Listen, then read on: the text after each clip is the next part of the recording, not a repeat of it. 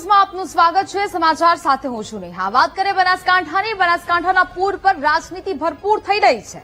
થારામાં કોંગ્રેસની જનાક્રોશ સભામાં પૂર્વ પ્રદેશ પ્રમુખના ભાજપ પર ચાપખા જગદીશ ઠાકોરે બનાસકાંઠાના પૂરને લઈને ભાજપ સરકાર પર પ્રહાર કર્યા। જે ગામમાં નુકસાનનું વળતર નથી મળ્યું ત્યાં ભાજપનો પ્રવેશ બંધ કરી દેવો જોઈએ। વરસાદને કારણે બનાસકાંઠામાં ચોથી વખત નુકસાન થયું હોવાનું જગદીશ ઠાકોરે વાત કરી। હું ધારાસભ્યોને કહું છું, પોલીસના દંડા ખાવા માટે તૈયાર રહો। રાજસ્થાનથી ભાજપના નેતાઓ લાલ લીલું પાણી અહીં લાવશે। ચૂંટણી આવશે એટલે ભાજપના લોકો લાલ લીલું પાણી અહીં વહેશે।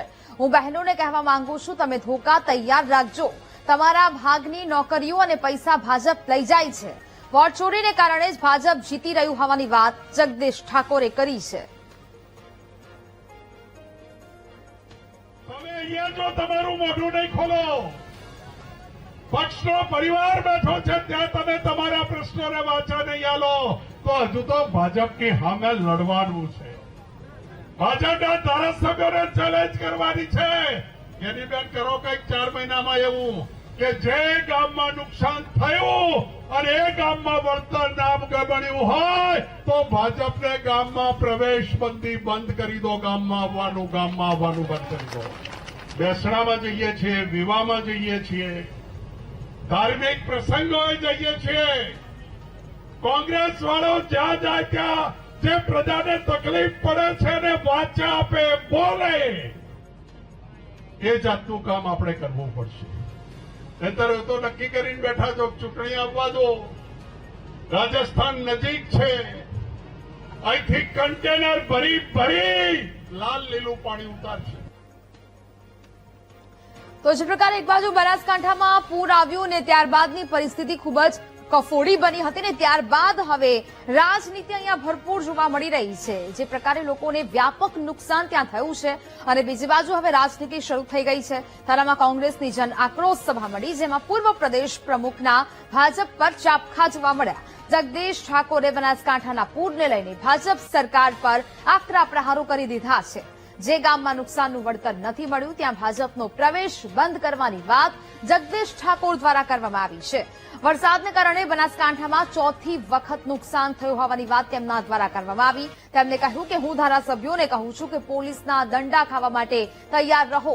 રાજસ્થાનથી ભાજપના નેતાઓ લાલ લીલું પાણી અહીં લાવવાની પણ જગદીશ ઠાકોરે વાત કરી। ચૂંટણી આવશે એટલે ભાજપના લોકો લાલ લીલું પાણી અહીં વહેંચશે। હું બહેનોને કહેવા માંગુ છું કે તમે ધોકા તૈયાર રાખજો। તમારા ભાગની નોકરીઓ અને પૈસા ભાજપ લઈ જવાની પણ વાત જગદીશ ઠાકોરે આ સભામાં કરી હતી। વોટ ચોરીને કારણે જ ભાજપ જીતી રહ્યો હોવાના પણ આક્ષેપ જગદીશ ઠાકોર દ્વારા કરવામાં આવ્યા છે। એટલે કે બનાસકાંઠામાં જે પૂર આવ્યું હતું ને ત્યારબાદ અનેક લોકોનું જે ભારે નુકસાન થયું છે અને તેને જ લઈને હવે રાજનીતિ જોવા મળી રહી છે। બનાસકાંઠામાં રાજનીતિ પણ ભરપૂર જોવા મળી રહી છે। ખેડૂતો સાથે સાથે સામાન્ય લોકોના ઘર અને મકાનોને પણ વ્યાપક નુકસાન થયું છે ને તેની જ વચ્ચે હવે જે લોકોને વળતર નથી ચૂકવવામાં આવ્યું તેને લઈને હવે જગદીશ ઠાકોરની આ પ્રતિક્રિયા સામે આવી। તમારું મોઢું નહીં ખોલો, પક્ષનો પરિવાર બેઠો છે ત્યાં તમે તમારા પ્રશ્નોને વાચા નહીં આલો તો હજુ તો ભાજપની સામે લડવાનું છે।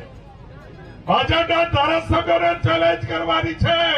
એની બેન કરો કંઈક 4 મહિનામાં એવું કે જે ગામમાં નુકસાન થયું અને એ ગામમાં વળતર નામ બન્યું હોય તો ભાજપને ગામમાં પ્રવેશબંધી બંધ કરી દો। ગામમાં આવવાનું બંધ કરી દો।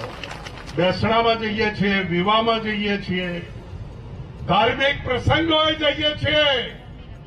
કોંગ્રેસ વાળો જ્યાં જાય ત્યાં જે પ્રજાને તકલીફ પડે છે ને વાચા આપે, બોલે, એ જાતનું કામ આપણે કરવું પડશે। નહીતર તો નક્કી કરીને બેઠા છો ચૂંટણી આવવા દો। રાજસ્થાન નજીક છે, અહીંથી કન્ટેનર ભરી લાલ લીલું પાણી ઉતારશે। સ્વાગત। તો જ પ્રકારે હવે આ પ્રતિક્રિયા જન આક્રોશ સભાને જેનું આયોજન કરવામાં આવ્યું હતું ને જેમાં જગદીશ ઠાકોરે ભાજપ પર આકરા પ્રહાર કર્યા છે। બનાસકાંઠામાં જે પૂર બાદની પરિસ્થિતિ ખૂબ જ કફોડી અને લોકોએ જે દિવસે અહીંયા દિવસો કાઢ્યા છે, પરંતુ હવે વળતરની જ્યારે વાત આવી, અનેક લોકોને વળતર ન મળ્યું હોવાની પણ વાત આ સભામાં કરવામાં આવી ને જેને જ લઈને ભાજપ પર પ્રહારો કરાયા।